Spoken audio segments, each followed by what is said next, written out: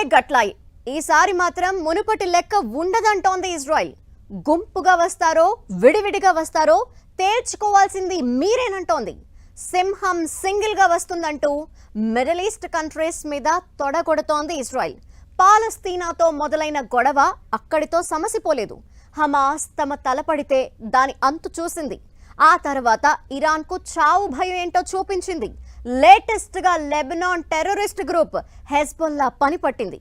3 దేశాలు 2 ఉగ్రవాద సంస్థల అంతు చూస్తోంది. ఇప్పుడు ఇజ్రాయెల్ చేసేది ఫైనల్ యుద్ధమా? 3 వైపుల నుంచి ముప్పేట దాడిని తిప్పికొడుతుందా? యుద్ధ భూమిలో ఇజ్రాయెల్ విజేతగా నిలవటం ఖాయమేనా? ఆ దేశాలకు మిలిటెంట్లకు ఇచ్చి పడేస్తున్న ఇజ్రాయెల్ గుంపుగా వచ్చిన తగ్గేదలే అంటూ సవాల్. ఆ ముగ్గురిని ఇజ్రాయెల్ మడత పెట్టేస్తుందా? మిడిల్ ఈస్ట్ అంటేనే యుద్ధం సంసిద్ధం అన్నట్లుగా ఉంది పరిస్థితి. చిన్న దేశాలైనా ఆర్థిక వనరులు లేకున్నా అడ్డు అదుపు లేని నరమేతంతో పగ ప్రతీకారంతో రగిలిపోతూ ఉంటాయి. భూభాగం ఆక్రమణే లక్ష్యంగా మొదలైన ఇజ్రాయెల్ పాలస్తీనా వార్లోకి టెర్రరిస్టు గ్రూప్ హమాస్ ఎంట్రీ ఇచ్చింది.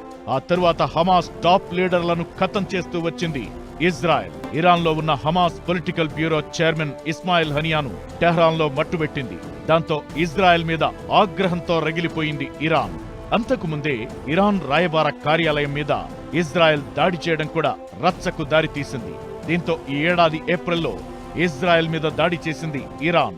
ఆ తరువాత ఇరాన్ కోసం లెబనాన్, ఆ దేశంలోని మిలిటెంట్ గ్రూప్ హెజ్బొల్లా ఫీల్డ్ లోకి దిగింది. ఇప్పుడు హెజ్బొల్లా లీడర్లను వెంటాడి వేటాడి ఖతం చేస్తోంది ఇజ్రాయెల్. దీంతో Iran, Lebanon, Hamas, Hezbollah Israel ను చుట్టుముట్టి అంతు చూడాలని ఫిక్స్ అయ్యాయి. ఇజ్రాయెల్ మాత్రం థ్రెట్స్ ఏమున్నా గానీ వెనుకాడదలుచుకోలేదు, అది మాత్రం గ్యారంటీ. ఇరాన్ ప్రస్తుతానికి డైరెక్ట్ గా ఇన్వాల్వ్మెంట్ కనిపించట్లేదు. కేవలం హెజ్బొల్లా ద్వారా, యెమెన్లో ఉన్న హౌతీస్ ద్వారా అటాక్స్ జారీ చేస్తోంది ఇజ్రాయెల్ మీద.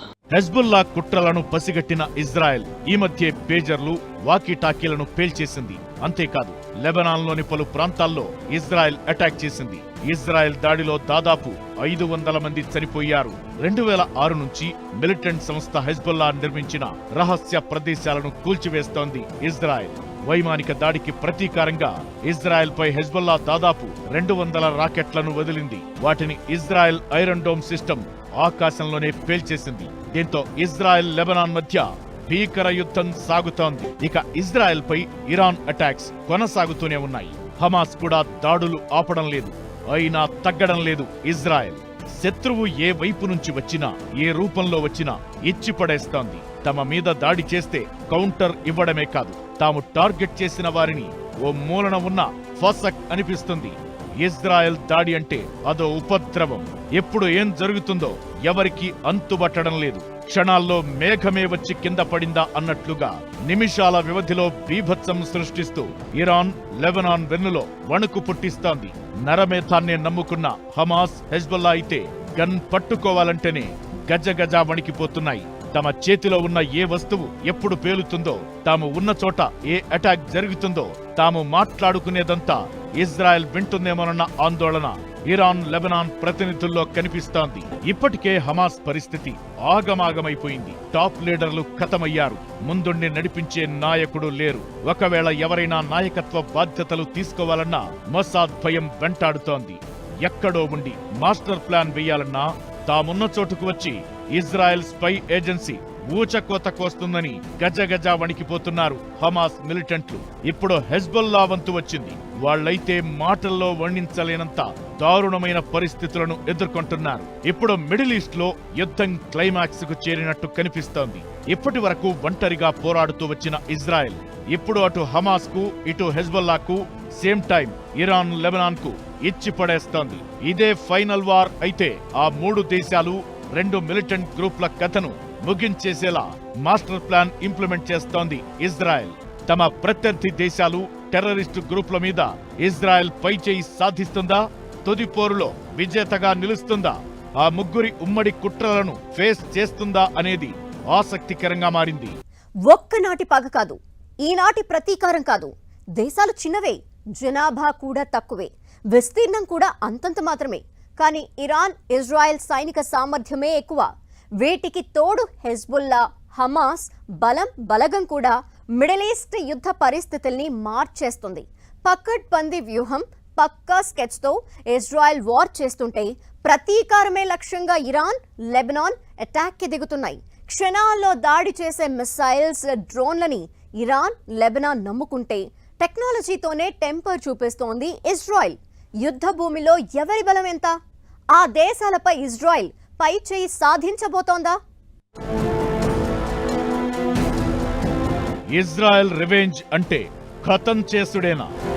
అందరూ కలిసి వచ్చిన ఇజ్రాయెల్ ఎందుకు భయపడట్లేదు? ఎవరి బలమెంత? పై చేయి సాధించేదెవరు? మాటలు లేవు, మాట్లాడుకోవడాలు అసలే లేవు. ఏదైనా ఒక స్టేజ్ వరకే. ఇప్పుడంతా నువ్వా నేనా అని తేల్చుకోవడమే అంటోంది ఇజ్రాయెల్. చెబితే వినలేదు, మమ్మల్నే అంతం చెయ్యాలనుకున్నారు. ఇప్పుడు తమ సత్తా ఏంటో చూపిస్తామంటోంది ఇజ్రాయెల్. హమాస్ ఆగమైపోయింది, హెజ్బుల్లా గెలగెలా కొట్టుకుంటోంది. పరిస్థితి చెయ్యి దాటితే ఇరాన్, లెబనాన్ ను కూడా వదిలేది లేదని చెబుతోంది. ఇప్పుడు మిడిల్ ఈస్ట్ లో జరిగే యుద్ధం ఆ ముగ్గురు ఒక దిక్కు, ఇజ్రాయెల్ ఇంకో దిక్కు అన్నట్లుగా మారుతోంది. ఇజ్రాయెల్ మొదటి నుంచి ఒంటరిగా దాడులను ఎదుర్కొంటూ తిప్పికొడుతూ వస్తోంది. ఇప్పుడు ఇరాన్, లెబనాన్, పాలస్తీనాతో పాటు హమాస్, హెజ్బుల్లా లాంటి టెర్రరిస్టు గ్రూపులు ఒక్కటై నలుదిక్కులా చుట్టుముడుతున్నాయి. ఈ సిచ్యువేషన్ చూస్తుంటే మిడిల్ ఈస్ట్ లో వార్ తుది దశకు చేరుకున్నట్లే కనిపిస్తోంది. ఈ పరిస్థితుల్లో 3 దేశాలను, 2 మిలిటెంట్ సంస్థలను ఇజ్రాయెల్ సింగిల్ గా ఢీకొట్టగలదా అన్న చర్చ జరుగుతోంది. ఇజ్రాయెల్ది తిరుగులేని రక్షణ వ్యవస్థ. ఇరాన్ కంటే ఇజ్రాయెల్ తన రక్షణ కోసం పెట్టే ఖర్చు చాలా ఎక్కువ. యుద్ధం కోసం ఇజ్రాయెల్ దగ్గర 340 సైనిక విమానాలు సిద్ధంగా ఉన్నాయి. ఇదంతా ఒక ఎత్తు. ఇజ్రాయెల్ స్పై ఏజెన్సీ మొసాద్ మరో ఎత్తు. మొసాద్ రంగంలోకి దిగిందంటే శత్రువులకు డెత్ వారెంట్ ఇచ్చినట్లే. తమ దేశానికి ఎలాంటి ఇబ్బంది వచ్చినా, ఎనిమీస్ ఎక్కడున్నా వెంటాడి వేటాడి అంతం చేస్తుంది. అందుకే హమాస్, హెజ్బుల్లా లాంటి మిలిటెంట్లను ఖతం చేయడంతో పాటు వారికి సైనిక ఆయుధ సాయం చేస్తున్న ఇరాన్ కథేంటో కూడా చూస్తోంది. ఇజ్రాయెల్ దగ్గర అడ్వాన్స్డ్ ఎయిర్ డిఫెన్స్ సిస్టమ్ ఉంది. అదే ఐరన్ డోమ్. $100 కోట్ల ఖర్చు చేసి క్షిపణి దాడులను తిప్పికొట్టేందుకు ఇజ్రాయెల్ ఏర్పాటు చేసుకున్న ఎయిర్ డిఫెన్స్ లో ఇదొకటి. ఈ ఐరన్ డోమ్ సిస్టమ్ కు ఉండే రాడార్లు శత్రు దేశాల రాకెట్లను గుర్తించి వాటిని ఆకాశంలోనే పేల్చేస్తాయి. జనాల మీదకు, భవనాల మీదకు దూసుకొస్తున్న రాకెట్లను నాశనం చేస్తుంది. 2006లో ఈ ఐరన్ డోమ్ల తయారీకి ప్లాన్ రెడీ చేసింది ఇజ్రాయెల్. ఈ ప్రాజెక్టుకు అమెరికా దాదాపు 15,000 కోట్ల నిధులు సమకూర్చింది. కొన్నేళ్ల పాటు స్టడీ చేసిన తరువాత 2011లో దాన్ని యుద్ధంలో పరీక్షించారు. ఇప్పుడిదే ఇజ్రాయెల్ ప్రధాన ఆయుధం అయిపోయింది. ఇజ్రాయెల్ కంటే ఇరాన్ చాలా పెద్ద దేశం. జనాభా పరంగా ఇజ్రాయెల్ కంటే 10 ఎక్కువగా ఉంటుంది. ఇజ్రాయెల్తో పోలిస్తే ఇరాన్లో 6 ఎక్కువ మంది సైన్యం ఉంది. ఇరాన్లో 6 లక్షల మంది సైనికులుంటే ఇజ్రాయెల్ దగ్గర 1,70,000 మంది జవాన్లు ఉన్నట్లు నివేదికలు చెబుతున్నాయి. ఇజ్రాయెల్ కు పెద్ద బలం దాని ఎయిర్ ఫోర్స్, ఆయుధాలే. కీలక టార్గెట్స్ పై వైమానిక దాడులు చేసే సామర్థ్యం ఇజ్రాయెల్ కు ఉంది. ఇజ్రాయెల్ తో పోలిస్తే ఇరాన్ డిఫెన్స్ సిస్టమ్ టెక్నాలజీ పరంగా వీక్. ఇక హమాస్ కు Iran, Qatar, Kuwait, Turkey, Saudi Arabia, Algeria, Sudan, United Arab Emirates దేశాలు ఆర్థిక సహకారం అందిస్తున్నాయి. ఖతార్ దేశస్థుల నుంచి ప్రతి నెల $30 మిలియన్ సాయాన్ని హమాస్ పొందుతోందని నిఘా సంస్థల అంచనా. హెజ్బుల్లాకు ఇరాన్, లెబనాన్ సహకారం అందుతోంది. ఇరాన్ నిధులు, ఆయుధాలను సమకూరుస్తోంది. దాదాపు 50,000 మంది ఫైటర్లు ఉన్నారని చెప్పుకుంటోంది హెజ్బుల్లా. భారీగా రాకెట్లు, క్షిపణులు ఉన్నాయని అంచనా. ఇరాన్, లెబనాన్, పాలస్తీనా, హమాస్, హెజ్బుల్లా కలిస్తే కాస్త బలంగానే కనిపిస్తున్నాయి. ఈ దేశాలు మిలిటెంట్ గ్రూపుల దగ్గర ఉన్న ఆయుధాలు, సైనికులు ఎక్కువే. కానీ టెక్నాలజీ పరంగా పటిష్టంగా లేవు. అదే ఇజ్రాయెల్ కు బలం. సాంకేతిక పరంగా ఇజ్రాయెల్ చాలా పటిష్టంగా ఉంది.